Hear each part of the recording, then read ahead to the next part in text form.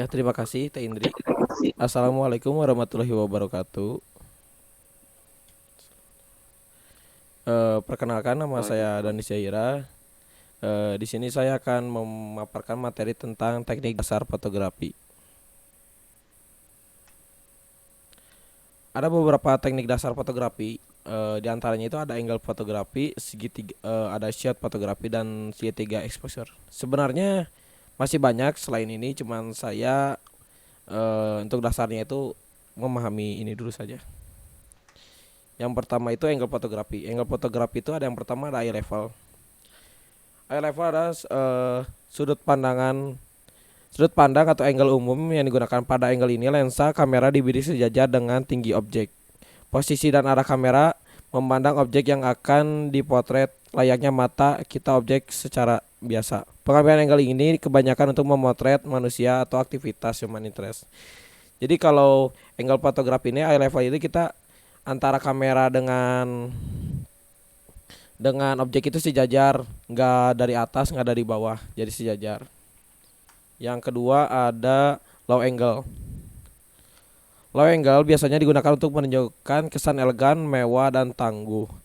Sudut pemotretan ini sering juga digunakan dalam fotografi cityscape, contoh pada gedung pencakar langit atau apa yang menunjukkan ketinggian gedung. Dan kalau cara tekniknya pada angle ini kita memotretnya itu dari bawah, eh, kameranya dari bawah ke atas, jadi kayak foto yang ada gambar ini, foto yang pada PPT ini. Yang ketiga ada high angle. High Pada angle kamera ini diposisikan kamera lebih tinggi daripada objek sehingga memberi kesan kecil dan objek foto. Dengan angle ini kita bisa memasukkan elemen-elemen pendukung komposisi ke dalam frame. Penerapan high angle juga bisa diterapkan pada foto pemandangan landscape. Jadi kalau high angle itu posisi kamera itu berada di atas objek. Contohnya seperti ini, kita bisa memotretnya dari tangga atau pakai tripod ke atas gitu. Jadi memberikan kesan objeknya itu kecil gitu. Yang ketiga ada bird eye view. Teknik ini biasanya kita menggunakan drone atau apapun, kita motret dari atas gedung, itu biasanya disebutnya bird eye view karena memotret dari atas dan luas hasil potretannya itu. Yang kelima ada frog eye. Pada pemotretan ini dengan angle ini kamera disejajarkan dengan tanah. Angle ini biasanya digunakan untuk objek yang posisinya di atas tanah. Untuk pemotretan ini dengan sudut pandang ini terkadang fotografer harus tiduran di tanah untuk menghasilkan foto yang bagus. Atau enggak, kalau biasanya sekarang itu enggak harus tiduran juga sih, kadang kamera itu ada flip screen, jadi nggak usah sampai tiduran. Jadi kalau dalam angle ini si kamera itu sejajar dengan sepatu atau tanah, pokoknya kameranya hampir disimpan di tanah atau lantai.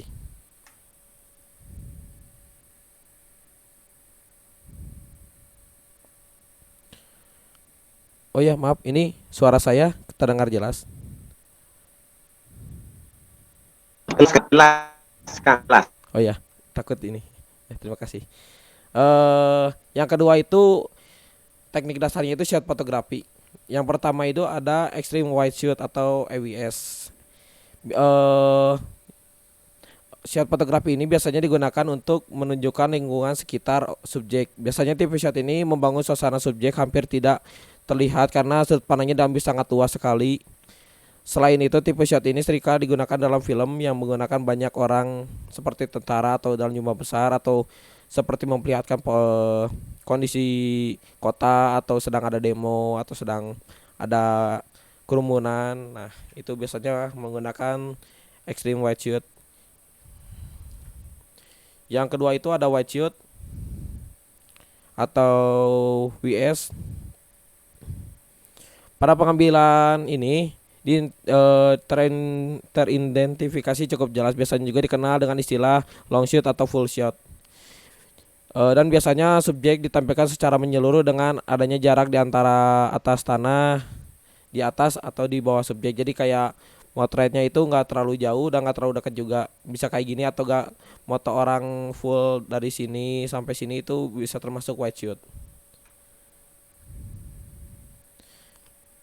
Yang ketiga ada mild shoot, eh atau gak disebut dengan medium shot, yang memperlihatkan beberapa bagian dan subjek secara lebih jelas, biasanya menampilkan bagian pinggang sampai atas kepala.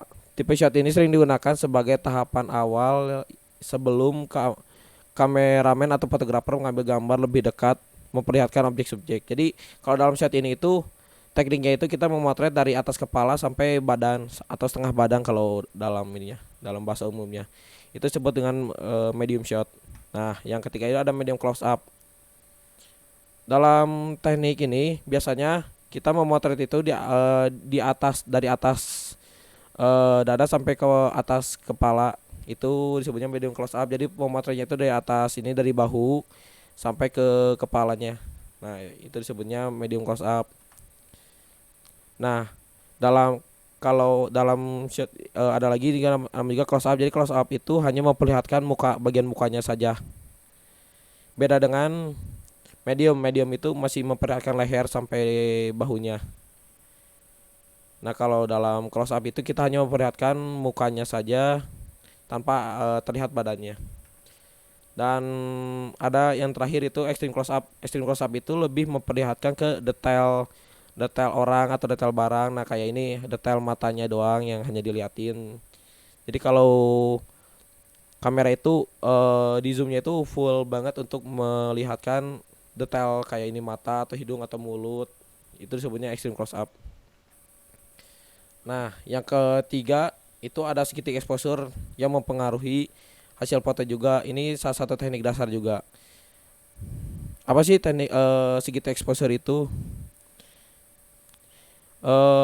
Segitiga exposure adalah istilah yang merujuk pada elemen dasar, yaitu ada aperture, ada shutter speed, ada ISO. Ketiga elemen ini saling berkaitan dalam mempengaruhi proses masuknya paparan cahaya atau sinar yang masuk ke kamera. Sebelum mencapai sensor, gambar diproses dengan exposure ini. Nah, yang pertama itu ada shutter speed. Shutter speed merupakan ukuran kecepatan buka tutup jendela sensor atau selama apa sensor menerima cahaya. Kecepatan shutter diukur dalam satuan second atau detik. Semakin cepat shutter speed akan semakin pula menerima cahayanya dengan cepat, dan sebaliknya. Jadi di kamera itu ada shutter speed kayak kalau di DSLR itu ada 1/100, 1/200. Semakin cepat speednya, semakin kalian bisa menangkap cahayanya semakin cepat. Nah, kayak misalnya kalau memotret baling yang muter itu, kalau kalian pengen ngambilnya biar si baling-balingnya diam, itu shutter speednya harus ditinggiin supaya dapat menghasilkan kayak gini. Kalau shutter speednya makin kecil kayak 1/50, 1/30, nanti kalian akan mendapatkan hasil seperti ini. Jadi lebih lambat nanti dia merekam, si sensor merekam cahayanya itu. Yang kedua ada aperture. Aperture adalah bukan lensa atau ukuran seberapa besar atau kecil terbukanya iris atau diafragma lensa yang diukur dengan f number. Semakin besar bukaan lensa, semakin banyak pula cahaya yang masuk. Nah, contohnya kayak gini nih. Semakin kecil angkanya berarti itu semakin membuka si aperture lensanya atau iris lensanya. Jadi semakin kecil ukuran, semakin membesar irisnya, cahaya akan semakin banyak masuk, dan foto yang dihasilkannya juga akan lebih blur atau bokeh. Makanya kalau ada lensa fix f-nya bisa sampai 1,2 atau 1,8 itu supaya menghasilkan cahaya yang masuknya terlebih banyak dan menghasilkan efek bokeh pada hasil foto kitanya. Nah, yang ketiga itu ada ISO, adalah ukuran tingkat sensitivitas sensor kamera terhadap cahaya. Semakin tinggi setting ISO, maka semakin sensitif sensor kamera terhadap cahaya. Jadi ISO itu lebih tepatnya itu kayak cahaya yang dihasilkan oleh kamera langsung. Jadi semakin tinggi cahayanya akan semakin tinggi ISO-nya akan semakin terang cahayanya, tapi semakin tinggi ISO-nya akan semakin banyak noise atau banyak kayak titik-titik gitu. Jadi kayak misalnya foto malam misalnya itu ISO-nya sampai 3200, 6400, 10000 itu akan semakin banyak titik-titik kayak noise kayak gitu. Nah, gimana cara ngatasin biar tidak banyak noise? Nah, kalau ingin memotret malam em, lebih baiknya menggunakan Xafig jadi supaya kalian bisa menggunakannya f-nya yang 2 jadi cahayanya semakin banyak yang masuk dan kita bisa menggunakan ISO-nya yang kecil. Nah, gitu. Paling segitu. Eh, saya kembalikan kepada moderator.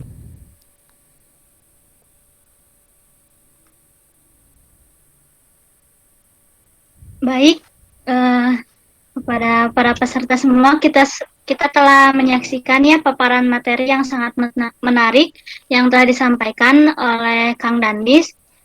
Eh, maka dari itu, boleh nih langsung tanya-tanya aja, bisa lewat kolom chat atau di unmute aja.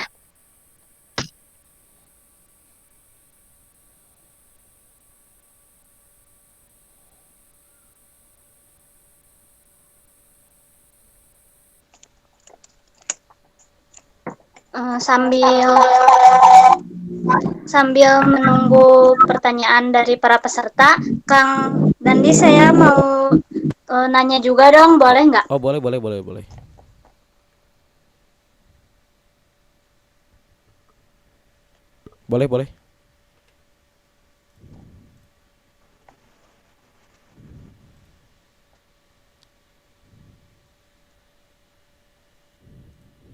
Halo, Teh Indri.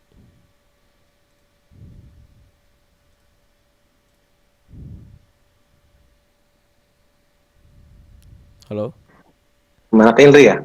Iya, kayaknya sinyalnya itu, Pak. Iya ya. Ya udah tuh sebelum Teh Indri saya dulu ya, Oh, Kang boleh, Dandis Pak. ya. Boleh, Pak. Ya Bismillahirrahmanirrahim. Assalamualaikum warahmatullahi wabarakatuh. Ya Waalaikumsalam. mungkin bertanya ke Kang Dandis Boleh, Pak, yang boleh. saya pikir Kang Dandis sudah profesional nih kayaknya dalam bidang Ya, fotografi ya, fotografer namanya, fotografi nah istilah. ya insya Allah, Pak, itu mah. Ya. Yang pertama kan kadang kita di sekolah tuh ya suka Iya, Pak. sering ada lomba-lomba apa namanya? Ya lomba-lomba foto gitu kan gitu ya, Iya. siswa gitu ya gitu. Barangkali mungkin karena udah paham seperti apa sih kita sebagai peserta nih, barangkali kan orang tua kan pingin anaknya menang gitu seperti itu ya di Iya, iya. sekolahnya Iya. pengen dengan hasil fotonya apa sih maksudnya kriteria apa ya mungkin kita dengan alat yang sederhana juga bisa bagus ya Hmm. dan sehingga untuk si penilai itu dalam hal apa dinilainya itu ya sehingga ya memerahkan untuk bisa dapat Oh, itu yang iya. pertama yang kedua gimana cara memfoto saat orang bergerak tapi tetap jelas itu ya tetap jelas Oke, harus oke. harus seperti apa gitu ya Oh, iya, Pak. itu mungkin barangkali terima kasih Kang Nanis Siapa? ya. Untuk yang nomor satu, sebenarnya saya juga kurang tahu, kurang terlalu banyak tahu tentang kriteria juri itu. Tapi yang saya pengalaman pernah mencoba ke perlombaan, yang biasanya juri itu menilainya pertama dari hasil ketajaman foto itu yang pertama dan biasanya dari angle-nya juga apa kayak yang tadi. Jadi walaupun kamera yang biasa gitu nggak harus yang bagus-bagus, tapi kalau kita apa mengerti tentang angle atau shotnya lebih enak gitu, itu biasanya bisa juga menang, Pak. Jadi nggak harus kamera bagus supaya bisa menang. Kayak misalnya kalau kita pakai kamera biasa tapi kita mengerti teknik yang tadi saya 3 exposure itu insya Allah, Pak, bisa jadi kayak bikin si cahayanya itu lebih, yang penting lebih enak di mata, terus nanti pas di editingnya juga nggak apa ya, nggak terlalu kasar. Biasanya jadi itu lihatnya itu ya apa ya, yang enak di mata terus hasilnya itu tajam, itu biasanya juri itu nilainya. Tapi saya juga kurang tahu, Pak, bisa salah soalnya saya bukan juri dalam fotografi sih, mohon maaf juga. Nah, untuk yang nomor dua, gimana kita cara memotret biar orang yang jalan tetap ke potretnya nggak ngeblur. Itu kita pakai, kalau di kamera itu ada shutter speed yang 1/100. Nah, itu kita perbesar aja, Pak, di atas 200, di atas 1/200. Jadi nanti orang itu akan tertangkap dengan jelas. Nah, kecuali kalau motor yang pengen motor yang lagi ngelewat lagi kenceng, itu kita makin perbesar aja kayak 1/500 sampai 400 juga 400 atau 600. Nah, ISO-nya aja, soalnya kan semakin tinggi shutter speednya semakin juga cahayanya turun. Nah, kita bisa menurunkan aperture-nya, ada f-nya, atau naikin ISO-nya juga boleh gitu. Oke, terima kasih Kang, cukup Ya, jelas. deh. Maaf Pak kalau misalnya kurang memuaskan jawabannya. Nggak apa-apa. Luar biasa Kang Nandi. Aduh, terima kasih Pak. Oh ya, ini Teh Indri udah ini lagi. Oke, terima kasih Pak Eja atas pertanyaannya. Kang Danis, aku ya mau nanya. Oh iya ya. Kalau kan tadi tuh Kang Danis ngebahas tentang segitiga exposure. Ya. Nah, pentingnya dari segitiga exposure itu apa sih Kang? Nah, pentingnya itu kalau kita tidak memahami, kita misalnya mau memotret foto model, kita misalnya pengen si backgroundnya itu ngeblur atau bokeh. Nah, kalau kita tidak mengerti segitiga exposure itu, kita tidak akan bisa mendapatkan hasil yang maksimal. Misalnya kita pengen backgroundnya ngeblur, nah kita tidak akan bisa mendapatkan backgroundnya ngeblur atau bokeh. Makanya di dalam segitiga exposure itu antara ISO, shutter speed, dan aperture itu harus seimbang. Misalnya contoh, saya pengen memotret model, berarti pengen belakangnya itu ngeblur. Berarti kan saya menggunakannya aperture-nya atau f-nya itu kecil, kayak misalnya 1,8, 1,2, biar menghasilkan backgroundnya ngeblur. Nah, shutter speed sama ISO juga mempengaruhinya, soalnya kayak misalnya kita pakai f-nya 1,2 tapi ISO-nya gede, otomatis nanti dalam hasil fotonya juga bakalan over exposure gitu, bakalan putih. Soalnya kan f1,8 itu cahaya yang masuknya cukup banyak, jadi kita bisa menggunakan ISO-nya kecil dan shutter speed-nya juga kecil, gak terlalu kecil, jadi kayak 100 gitu. Jadi antara ISO, shutter speed, aperture itu harus seimbang. Misalnya kalau kita pengen memotret yang tadi kata Pak Ija, orang jalan, kan kita menggunakan shutter speednya itu tinggi. Nah, kita harus menyesuaikan antara ISO sama aperture-nya juga. Kalau kita pengen orang orang jalan atau lari, pengen dapat terus pengen nggak bokeh atau pengen apa ya sebenarnya, pengen jelas semuanya, berarti kita aperture-nya harus tinggi di atas 6, shutter speed-nya harus tinggi juga kayak di atas 400 300 itu. Nah, otomatis berarti kita kan itu butuh cahaya yang cukup banyak. Nah, kita naikinnya di ISO kayak gitu contohnya. Jadi mempengaruhi antara ISO, shutter speed, aperture itu mempengaruhi satu sama lainnya, jadi harus seimbang juga. Jadi kalau nggak seimbang nanti malah hasilnya ya kurang aja gitu. Oke Kang, makasih Ya. atas jawabannya. Boleh kepada peserta yang lainnya yang mau bertanya, boleh langsung chat aja ya, atau di unmute mic-nya. Kang, saya mau nanya nih, boleh Kang? Oh, boleh.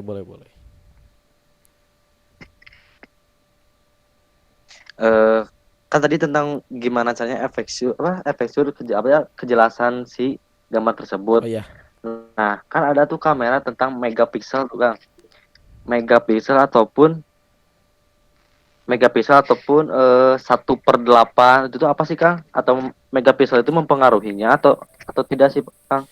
Kalau megapiksel itu mempengaruhi dari hasil gambarnya. Jadi kalau semakin banyak megapikselnya semakin hasilnya tajam. Jadi kayak misalnya kita punya kamera 24 megapiksel. Jadi kalau nanti pas di editing di zoom itu nggak pecah sih gambarnya. Kayak misalnya kita punya kameranya itu yang 5 megapiksel, nanti pas di zoom itu hasilnya pecah, banyak kotak-kotak gitu. Nah, itu sebenarnya megapiksel. Jadi semakin gede nanti kalau semakin di zoom, semakin diperbesar itu nggak akan pecah. Nah, kalau yang 1/8 itu shutter speed masuknya bukan ke megapiksel. Megapiksel itu kayak 24 megapiksel, 18 megapiksel, kan kayak di HP suka ada 64 yang sekarang makan. Jadi foto itu semakin di zoom nanti pas editing gak akan pecah, jadi masih tajam. Kalau biasanya ngaruh kayak di percetakan, misalnya kita pengen ngebuat foto misalnya di sekolah kita pengen nyetak ukurannya gede gitu ya, misalnya ukuran yang 1 meter. Nah itu kita butuh megapikselnya yang cukup besar, jadi supaya nanti hasil yang sebesar 1 meter itu nggak akan pecah. Soalnya kayak kalau kita pakai cuman yang kamera yang megapikselnya kecil, misalnya HP gitu, biasanya itu nanti hasilnya pecah. Gitu sih paling arti dari megapiksel secara apa ya, ya secara yang saya tahu.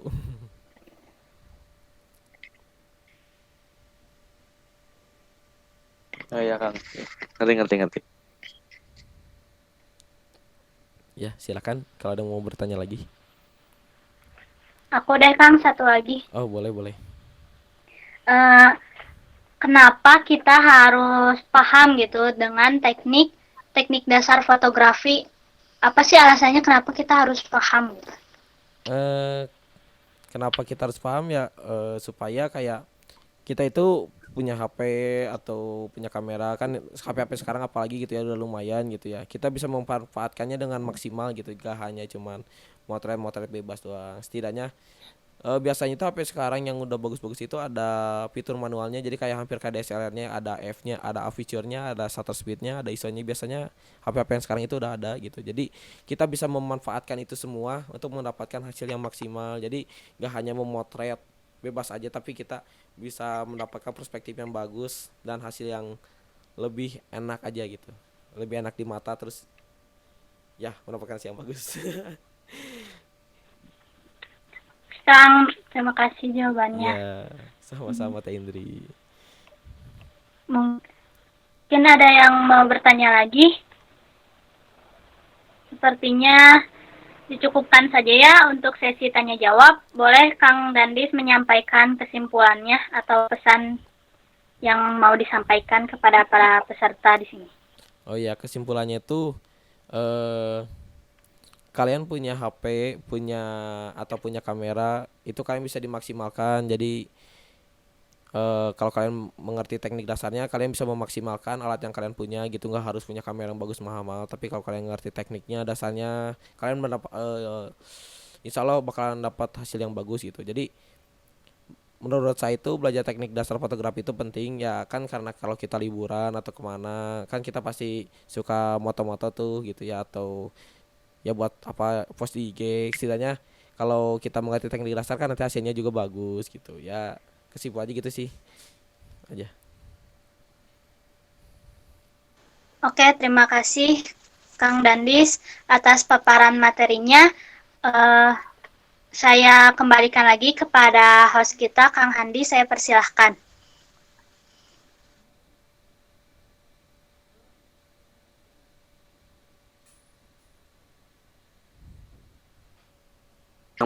Paparan materi Dandis tentang teknik